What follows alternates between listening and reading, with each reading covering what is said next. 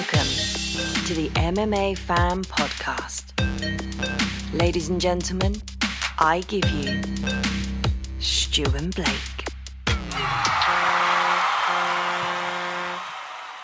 Hello and welcome to the MMA Fan Show. I am Blake Harrison and joining me as always is Stuart Whiffin. We are here for part 2 of our Q&A. So maybe this is going out after Christmas. It may well be. This might be post-Christmas. So I hope you all have We're getting organised. I hope you all had a wonderful, wonderful Crimbo.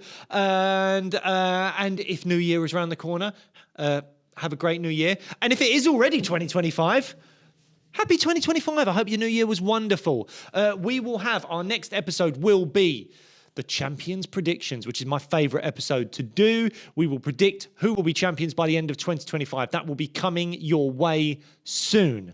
But before then, we are very, very thankful to all of you that sent in questions for us on TikTok, on Instagram and the like, so that we can put together 2, and to be fair, we could have probably done 3 episodes worth of questions for you. But before we get to all of your questions, we need to thank Fat Candy because they provide us with brilliant sugary goodness in the form of pick and mix sweets that are freeze dried. So if you want to get involved in the new year in a very sugary, delicious way, please go to thefatcandy.com and you can get your pick and mix, freeze-dried sweetie goodness. I would recommend the Skittles. And we've got a discount code for you.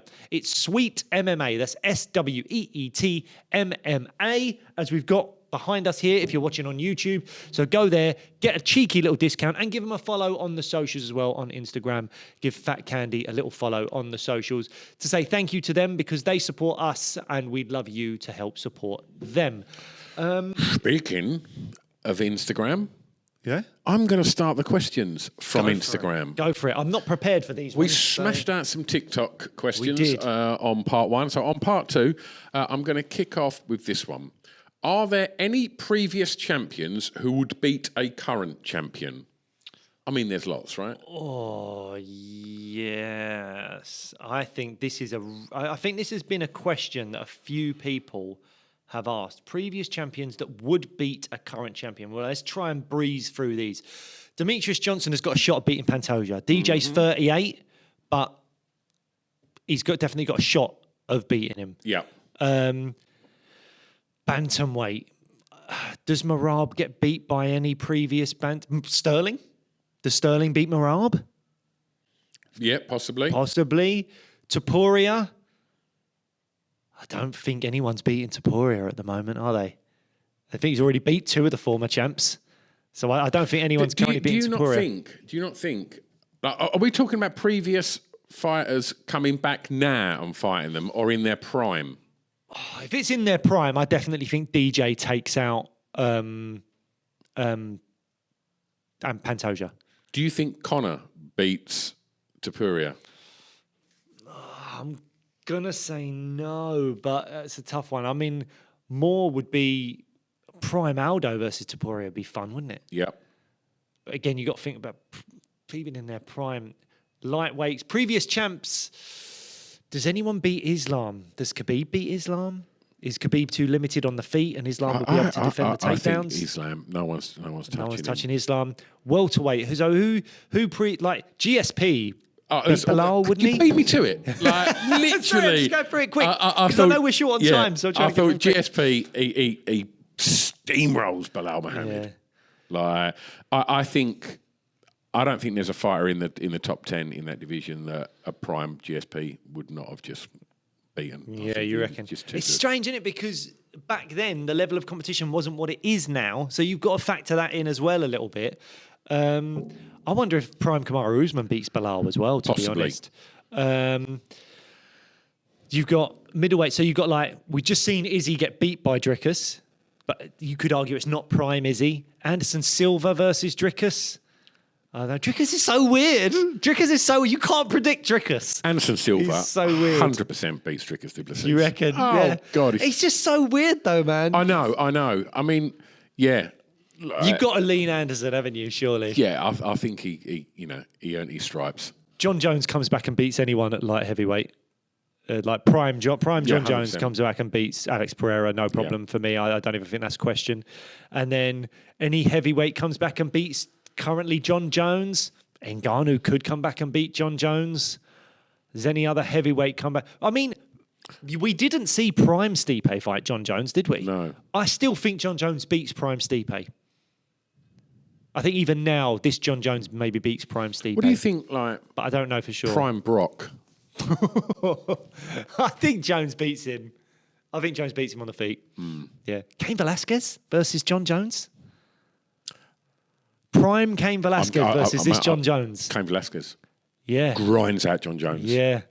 Like Oh, cardio. what a fight. That would be a fight. I've stumbled across that. Do you know what? We don't talk about Cain Velasquez enough on this show. We don't talk about Cain Velasquez at all, really. Yeah.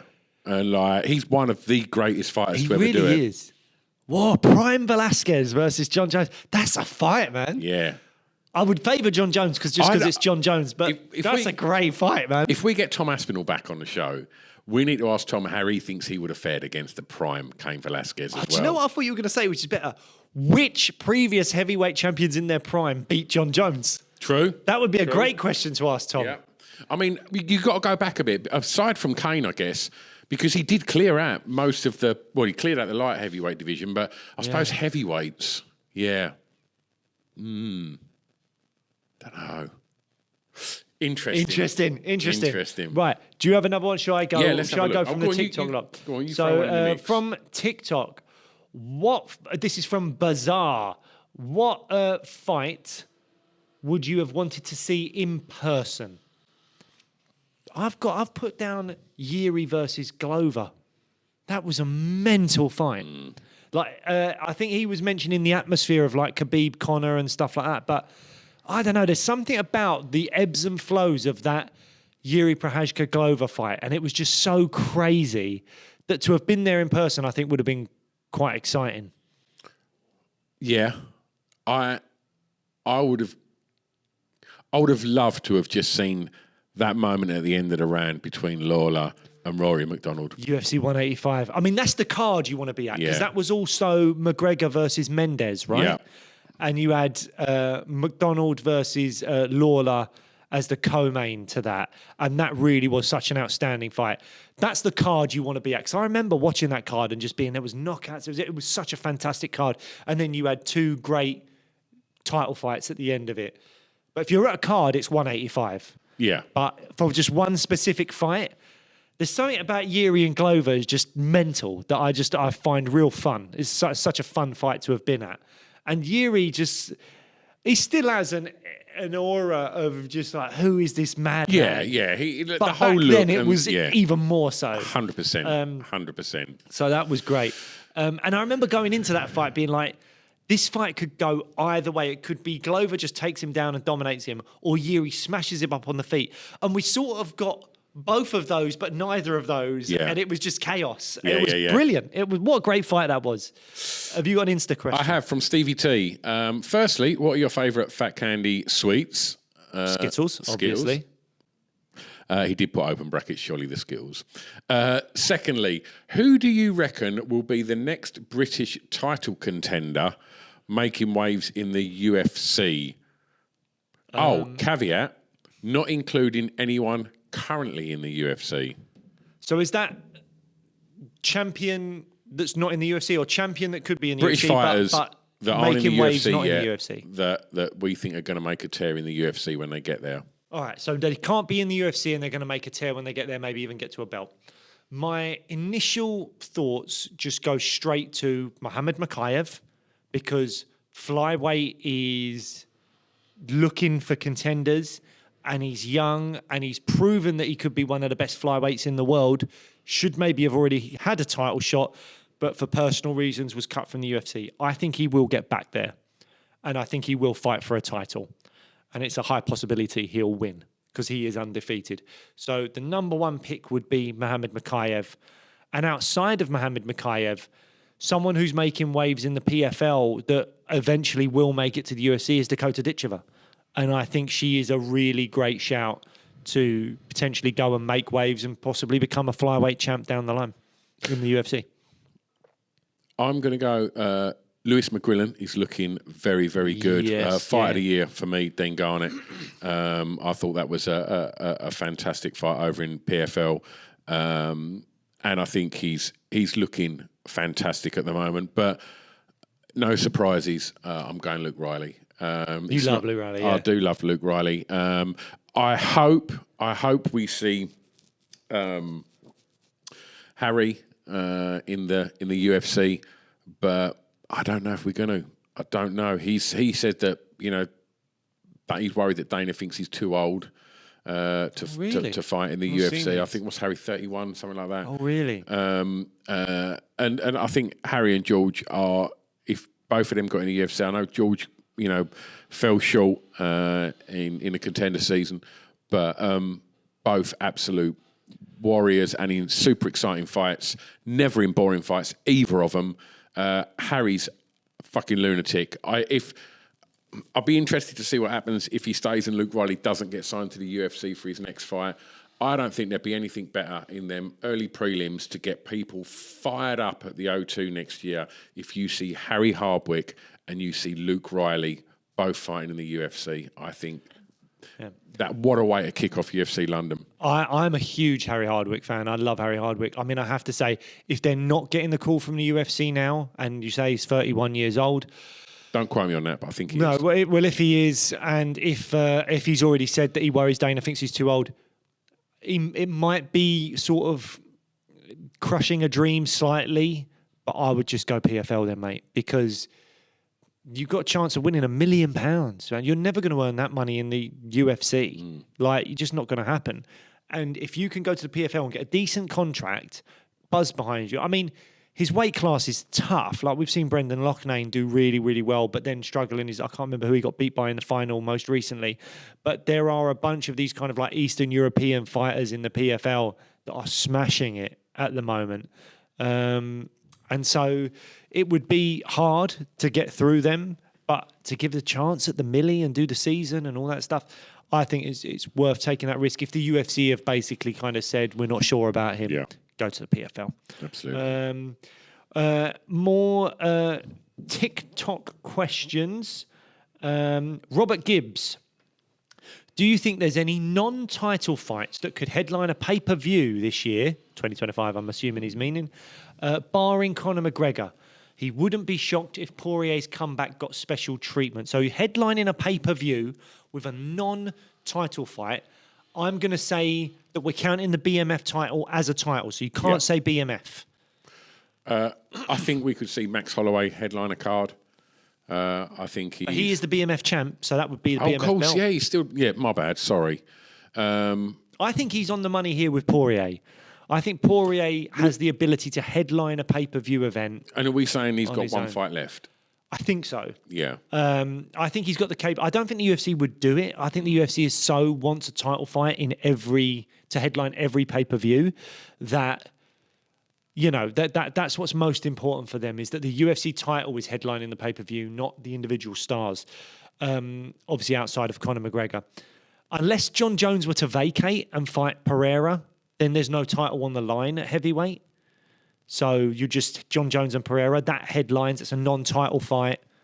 If he vacated and just let Tom have the main belt, then you've got Jones versus Pereira. That can headline anything. It'd be a huge, huge fight, and there's no belt on the line. So that could make a lot of sense. Or if you brought back Nate Diaz to fight Dustin Poirier in Dustin Poirier's last fight, that also could headline a pay-per-view without there being a title on the line. Equally, the other one, again, I don't think the UFC would do this, but this could definitely headline a pay-per-view and people would buy it. If there was a number one contender fight at middleweight between Israel Adesanya and Khamzat Chimaev, no title on the line, that could headline a pay-per-view, I think. Yeah, I'm down with that. But again, I think ultimately the UFC don't like to do that. They want to do title fights as their main fights. Have you got a question, or should I go again? I've got a question. Right, let's go for this one. What are your thoughts on the recent retiring of Jack Shaw? This is from Crichton Jordan. what's your thoughts on the recent retiring of Jack Shaw? Do you think Mason Jones will be back in the UFC soon, or will he go to a different organisation? Who's your number one prospect to look out for in 2025? Well, we kind of answered that in our the previous last one, episode. and we spoke about our love of Jack. We spoke about Love of Jack in our news episode, which wouldn't have been the last one because that was Q&A part one. One before we spoke all about Jack, but we love Jack.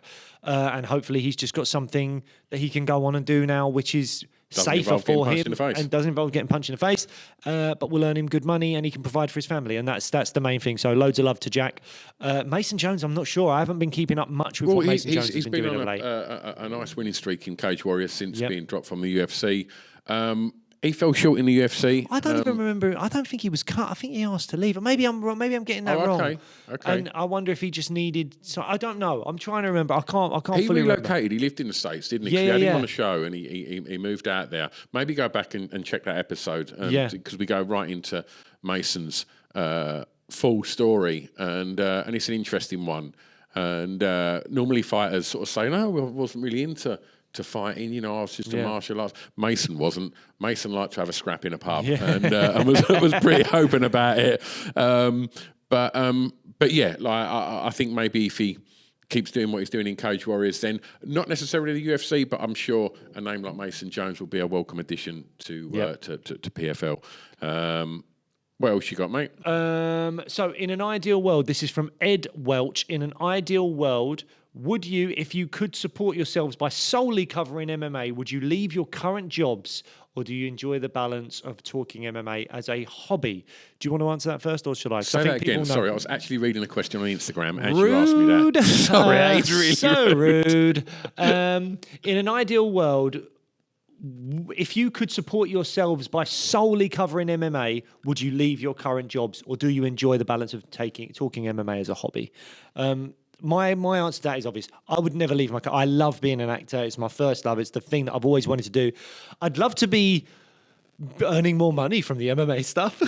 Well, any money. Any money at all would be wonderful. We should stress that it costs us to do this. Yeah, it does. So if you want to buy us a coffee, please go to the links and buy us a frigging coffee. There's a lovely Christmas present. We're doing this for free, guys. So please help us out. But no, I love being an actor. So I would love to do more of this alongside the acting and actually earn some money from it. But I would never give up being an actor. That's the thing I love most. What about you? Well, I presume long-time listeners may know I run a nightclub and I have a few little businesses. I do have other podcasts as well. But I think I have a music podcast because my other passion is music and MMA is my other passion. And Blake and I met on that other podcast. But I am 51. And standing outside nightclubs at 3 a.m. Every weekend is hard graft. And so, yeah, potentially if we could grow this a bit more, and which, all cards on the table, we invested in building this studio and to try and really make the show grow and try and sort of bring a more of a visual side of it, which is what we've done. And so, yeah. Which is why it's really good that I've been working abroad for 2 months and everything's been on Zoom. That's been really, really beneficial to our plans. Yeah. But, like you say, we have other jobs and I've been doing my other job for 32 years. Blake's been doing his for many, many years, as you all know. And so there's a reason we do our jobs for so long is because we enjoy them. And this is a lovely little sideline. But to echo what Blake says, if we could grow this a little bit more and grow the interaction between you lot, then fantastic. But these questions coming in has been a really nice thing to sort of. We're recording this just before Christmas, and it's been really nice to see the interaction, the amount of views that have reached out on socials with questions, and it's kind of quite nice. And most importantly, before we recorded this, I was telling Blake I was pushing a trolley around Sainsbury's the other day, and someone come up to him and went, "Are you Stu Whiffen?" And I was like, "Is this someone I've had thrown out of my club that is going to punch me in the face now?" And he went, "I love the MMA Fan Show." And I've just thought, wow, this is the first person that has ever come up and said that to me direct. Yeah, it was really, really nice. Normally it's when we're out and about UFC London, and it's blokes that are 4 pints in asking you how much Lego you can fit up your arse, isn't Pretty it? much, baby. I think one of the questions we had was that, to be honest. I've skipped over that one. Right, let's go with a question from Freddie, because I really like this one. And I'm actually just going to echo as well. We have been so thankful for the response we've had to us asking for questions on this. You know, the fact that we had so many on Instagram and TikTok and everything, like, it really means a lot to us that fans are getting involved. And, Absolutely. And it's such a nice atmosphere as well. It's never like, you guys are dickheads. It's always like genuinely interesting questions or people being nice to us. So we're really appreciative of that. Thank you very much. But... They've probably held back their thoughts on you as dickheads until we've answered their questions. Yeah. After this episode, all the comments are going to be you dickheads. Freddie on TikTok wants to know, if you could choose which fighters under 30 would you guarantee win a UFC title in their career? Freddie goes on to mention Jack Della Maddalena and Tatsuro Taira. Wow. Someone likes the Antipodean fighters. There you go. Ian Gary. Yes, that's the one, isn't it? It's got to be Ian Gary. I just need to confirm, I think I did earlier. Umar Nurmagomedov, have you got better signal than me? I think he's 28. Can you look up if he's under 30? But Umar Nurmagomedov, if he's under 30, is the best shout for this, because he's about to win a belt in a month. So You're very confident. I'm very confident Umar beats Merab, yeah. So I think Umar Nurmagomedov wins a belt in a month. And if he's under 30, that's your nailed-on guarantee. Right there, Umar Nurmagomedov will beat Merab. 28. There you go, Umar. Ian Gary's another great shout. We've mentioned on the show already Mohamed Makayev, Dakota Ditcheva. They're good shouts for potentially going into the UFC and winning belts, and they are both under 30. Erin Blanchfield is another one, flyweight, that I really like. She's in her mid-20s, always getting better. She's a really, really good fighter. Right. I got a great question here. Go on. I mean, the first line blew my mind. It's from Dominic JM96. Love the show. I'm a listener based in Kazakhstan. Nice. That probably had you scratching your head when you looked at your metrics. What is the best fight for Ian Gary moving forwards? He looked great in the latter rounds against Shavkat, and I'm worried about him being wrestled by Usman if they make that match. Thanks, Dominic. I'm not worried about him being wrestled by Usman. I just think Ian will be too athletic for Usman. Usman, for me, is not what he was, and I don't think he'll be able to go for the takedowns in the explosive way that he'd need to get someone with the movement like of Gary down. If he did get him down, it'd be difficult for Gary for sure, but I just don't. I think Gary can keep him off of him. Yeah, and do well there. So I wouldn't be worried about an Usman fight. But the best fight for Ian Gary, I thought, would be Leon Edwards, because Leon Edwards is ranked number 1, and that's the fight you want. So that would be the best fight for him, I think. But I don't think he's going to get that. I think he doesn't want to fight in Europe unless it's in Dublin. So Leon's going to have to fight someone else. He might get Joaquin Buckley. He might have to deal with someone like Sean Brady. They're not the best fights for him necessarily. I think Buckley would be worrying because Buckley's so explosive that he could just land something on. Look at Wonderboy. I think he was losing that fight to Wonderboy from what I remember. And then he just landed an absolute bomb on him. That's Stephen Wonderboy Thompson, not Ian Gary. Ian Gary's fast and young. True. But even so, it's just like... It's just that's dangerous. That's very, very dangerous what Joaquin Buckley possesses. True. I think Usman might be a good fight for... I mean, the best fight for him might be someone like Colby, because Colby is definitely past it. Ian wants to beat him up. It's an easy fight. But I think Leon is the best fight for a lot of people in division, because he's ranked number 1. I don't know with Leon. I think Leon's still great, but there's something about Leon where you go, he's not the most active in the cage, if that makes sense. Like, he's conservative, he tries to pick his shots and all these things. And I just think someone young and athletic might be able to give Leon a few problems. Someone like Buckley or someone like Ian Gary could give Leon a lot of problems. I've said it before, Ian Gary beats Leon Edwards. There you go. So, hope that answers your question. That's what we think. This is from Lewis Walters 88. Who will Paddy face next? And is he one fight away from a title shot? Well, we mentioned on the last episode, I think, or one before, that Paddy, I think his best option would be to fight Dan Hooker, but I don't know that Dan Hooker would take that fight or not. I think Dan Hooker would take that in a heartbeat. Like, Dan Hooker's looking up, though. He wants Poirier. He wants up, Gaethje. But I think... Or Oliveira. That's what Dan Hooker wants. But do you think Dan Hooker, one more win, gets a title shot? If it's someone ranked above him, then potentially yes. But the only problem is he's already got a loss to Islam. So... I think it's a big fight, Paddy. Like, Dan It's Hooker's... a big fun fight. Yeah. I can see Dan Hooker going, let me fight Gaethje or Poirier in a big fight. Because if I win that, I might be getting a title shot. He's ranked 5th at the moment. No one expected Dan Hooker to beat Gamrot. No one expected him to be ranked in the top 5. We all love Dan Hooker, but we thought there was a ceiling on him. If he's now in the top 5, he's coming off a big win. If he can get a guy ranked above him and win, that guy's genuinely in for a potential title shot that a lot of us thought would never, ever happen for him. So we've got to look up. However, if he were to fight a Poirier or a Gaethje or an Oliveira and lose, the next fight, Paddy all day long. It's a big name, big fight, potentially winnable if you're in Dan Hooker's corner. You're probably thinking it's winnable. But yeah, I think if you're Paddy, you want... I mean, Beneil Dariush is fighting Moicano. You could fight the winner of that fight, and that makes sense. But you mentioned that you thought he was fighting Fiziev, which That's the rumours I I'm think hearing. that Scousers don't get knocked out will be really tested in that fight. I think we all thought maybe the Moicano fight was going to happen. Yes. Like, and it's obviously looking like it's not. So I don't know. I'm curious because... You know, Scousers don't get knocked out. What are you doing? You know, in his last fight, they give him the best boxer, one of the best boxers in the UFC, in Bobby Green, and Paddy made easy work of it. He did, but Green did make a big mistake.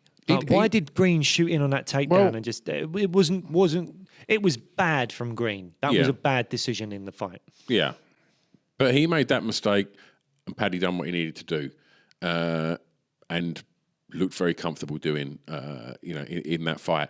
So, look, do I think Paddy's a world champion, like in the UFC? I don't think so. Like, do I think that there's some really fun fights for him in that division? Do I think he's continuing to shut people up? Yes. And nothing would make me happier to see him go all the way to the top and do it. But when you start getting in that top 10, there is some dangerous fighters in there that have got bags of experience. But I think what Paddy's got is confidence, and he's also got dollar signs attached to him because, you know, love him or hate him, people want to watch Paddy win or get beaten. Yeah. Fiziev, I think, is a dangerous fight, but I also think that could be the fight that, where's Fiziev, maybe 11th? Yeah, like, you know, that could get him knocking on the door of the top 10. Yeah, I don't hate it. Yeah, not too sure. Do you think he gets a title shot if he wins the next fight, though? I think he must have to get another one after that. Maybe one more. Yeah, he might be 2 away. 1 Foot Dude has asked us, what's the most surprising moment of 2024? Well, me getting a job was one for me, just working in general. Yeah. That was surprising for me. Yeah, that's mine as well. Because I've got to be honest, I didn't see it coming. Nah. This chipper face that you're seeing there, he used to come in that door every night. Oh. You're right. Got any work? No. Just been auditioning, which you don't get paid for, by the way. And doing loads of work for free because you audition and you get nothing. But thankfully, I've had a couple of jobs this year. Hey! So, most surprising moment of 2024. I've written a few down here, and you can talk to me about what you think of them. Max's KO of Justin Gaethje. That was the way it happened, the point to the floor, he's winning the whole fight, UFC 300. That was a holy shit moment. Wasn't it? I don't think that can be topped. Okay, you don't think that'll be topped? Well, let me hit you with this. Ilya's KO of Max. When you're talking, Max has never been knocked out before. Yeah. I mean, this goes back to the argument we was having about, you know, who's fighter of the year, and obviously, you know, that rewrote itself in the Holloway Ilya fight. I'm going to throw another thing at you. Mikhaev being cut after a win and looking like he could be going for the belt. That's pretty surprising. I didn't expect that to happen. No, I didn't. But I'd long been moaning that Mikhaev was quite boring. Yeah. And yes, his record is unbeaten. What was one of the fights that I didn't think he won that he did get the nod on? No, I don't remember. Tim Elliott? Might have been. But yeah, I just there was Manel Cap. Maybe it was Manel Cap. I think it was the last fight. I think it was a Manel Cap fight. And look, time's an interesting thing because in the time that he's been cut, he's gone back to Brave. Did he fight in Brave? So he's had one fight. I think they had some cancellations. He had to fight a guy that came in on short notice. Yeah, so he choked a guy out in Brave a couple of weeks back in a fight that I imagine not many people watched. I didn't watch it. I'm pretty sure you didn't. Nope. And I've not even really seen it popping off on socials either. Whereas anyone that watched Manel Cap fight at the weekend, just gone, will go, there's an exciting fighter that I want to tune in and watch. And I don't think we saw that. The most exciting thing that I think we saw in maybe the last 4 or 5 Mohamed Mikhaev fights was him getting back up after having his leg bent 90 degrees the wrong way. That was quite something. Jafal Filo, yeah. And but yeah, it was surprising. But I think going back to the other two, I thought it was a high possibility that Ilya was going to knock Max out because Ilya has hands of stone. And yes, Max has never been knocked out, but I thought he's never been hit as he's getting older by someone that is young and has dynamite in his hands.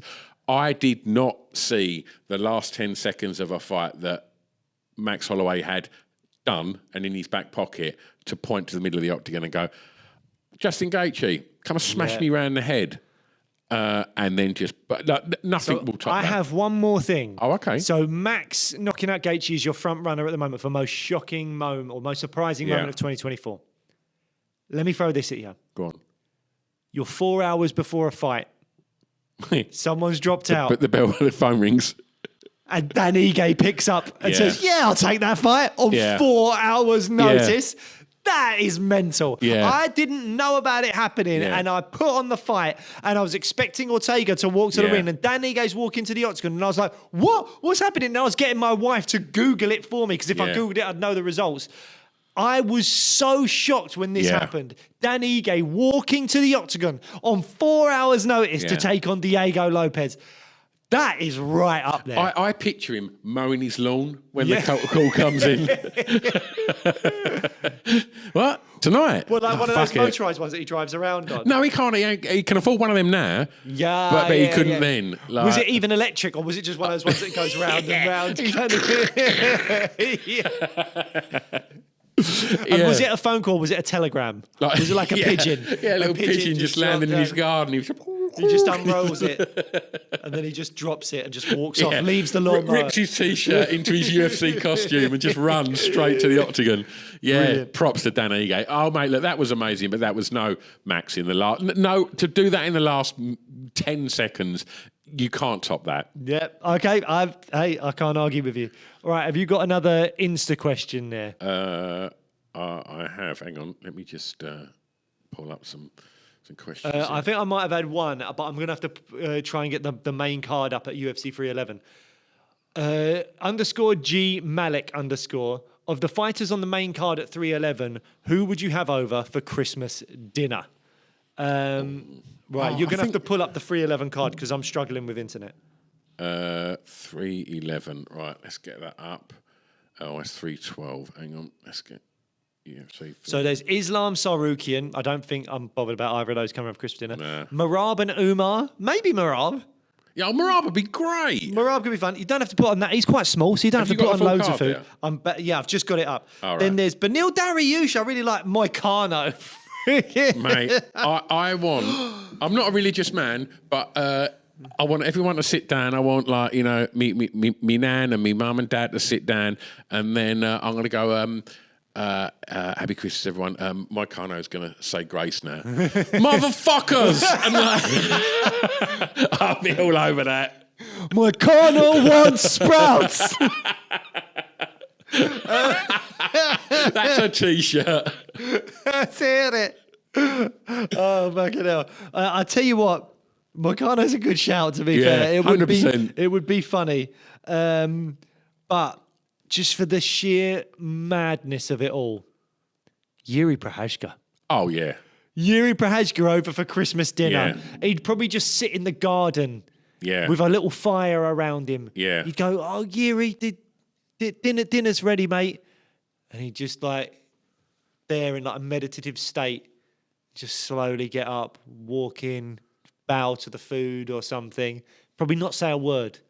Eat his food and then go back out to the fire and meditate for a bit. Yeah. And then just before bedtime, he start talking to you about the evil spirits that Alex Pereira uses to win fights. Yeah, absolutely. I also, I don't think he'd even come in for dinner. I think he'd just be sitting out in the garden and, you know, my kids would be like, "Oh, is it snowing?" And I'm like, no, they're feathers. He's plucking his own goose in the garden and he's cooking it over an open fire. I would What's not... that howling noise is? Oh, wolves are attracted to Yuri Prohashka and they just start sitting down next to him. They see him as their dominant male. Yeah. They just gravitate towards him. I'd probably bang on the window and I'd be like, "Yuri, can you please come and stop this fight? Because my dad just pulled the bigger half of a cracker against Moicano and he's lost his shit." Right. What other instant questions have you got? Hang on. I need to get these up. Because every time I get them up, you ask a question and I have to go back and find the questions again. But I have got some. Hang We're on. very well organised on this show. Very, very well organised. Right. What we got here? Okay, so let's have a look.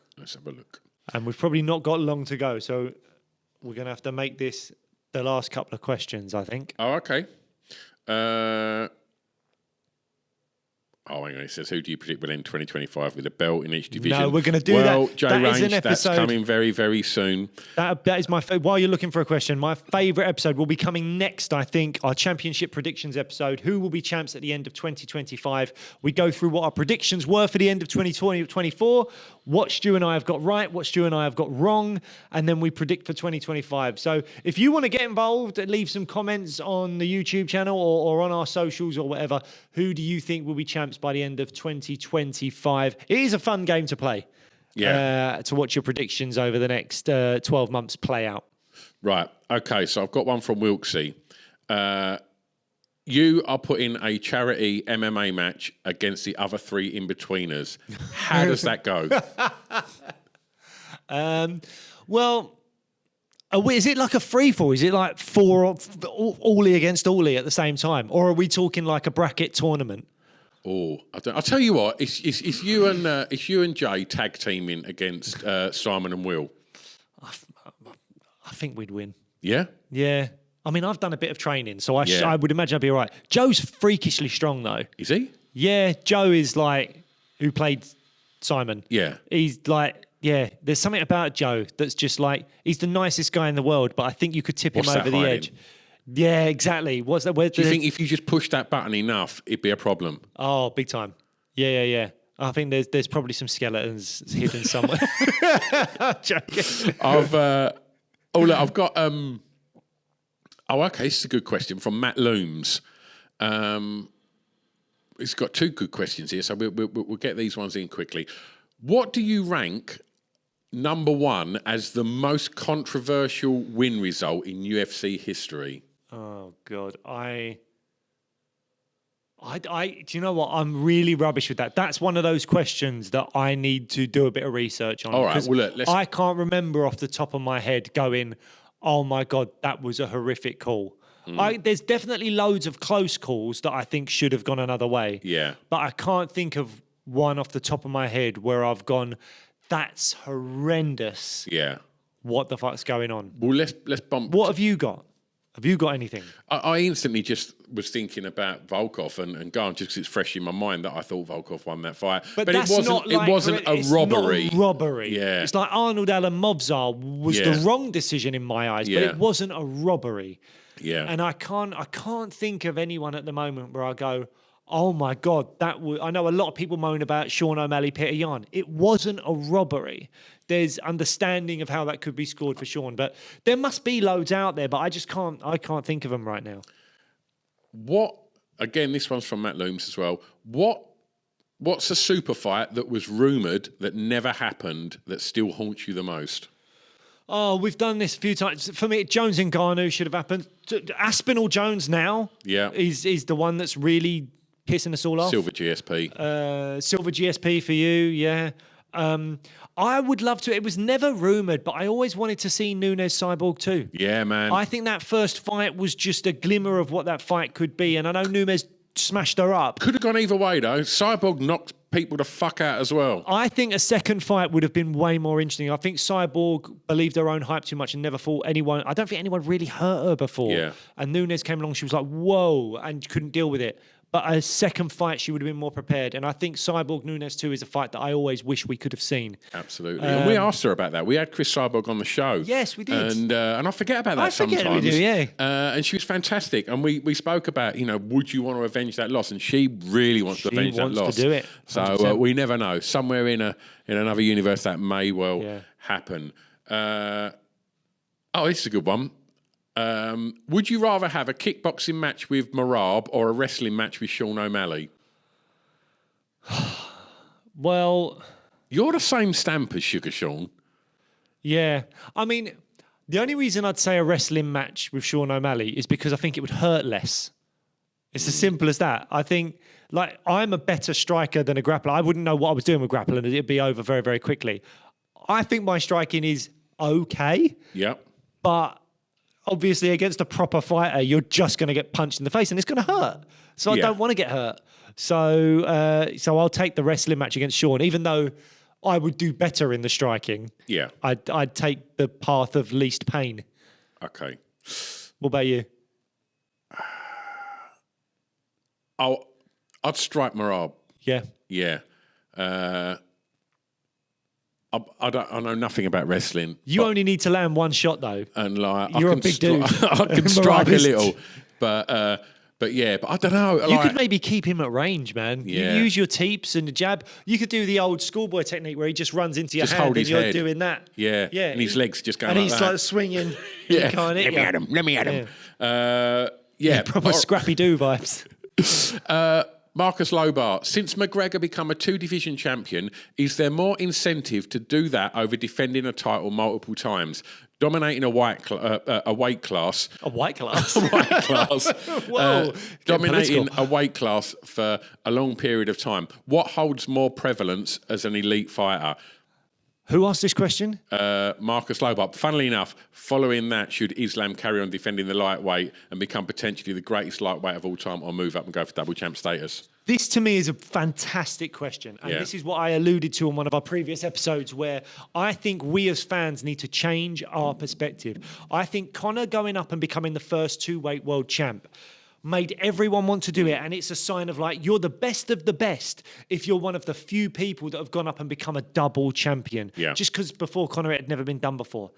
Actually, when we look at that, I think it's way harder to do what Demetrius Johnson or Anderson Silva did, where they just stay in their weight class and defend. The mentality it takes to go, here's the next contender. I'm not gaining anything new.